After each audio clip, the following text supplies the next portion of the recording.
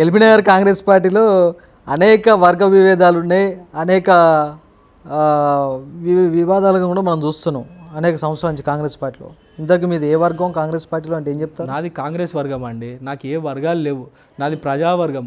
ప్రజల సమస్యల మీద కొట్లాడతాం. అందరు నాయకులను కలుపుకొనే పోతున్నాను. నేను ఏ నాయకునికి వ్యతిరేకం కాదు, ఏ నాయకునికి ప్రతికూలం అనుకూలం కాదు. ఏదో మీరు ఎల్బీనగర్ కాంగ్రెస్ పార్టీలో ఒక వర్గానికి మాత్రమే పనిచేస్తున్న ప్రచారం కూడా జరుగుతుంది.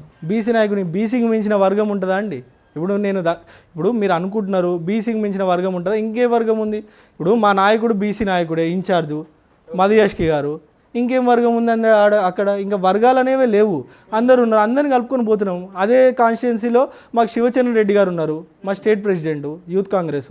ఆయన కూడా కలుపుకొని పోతాం. ఎందుకంటే ఒక్క కాన్స్టిట్యున్సీలో ఉన్నప్పుడు అందరిని కలుపుకొని పోవాలి. మల్రెడ్డి రామరెడ్డి గారు ఉన్నారు, వాళ్ళని కలుపుకొని పోతున్నాం.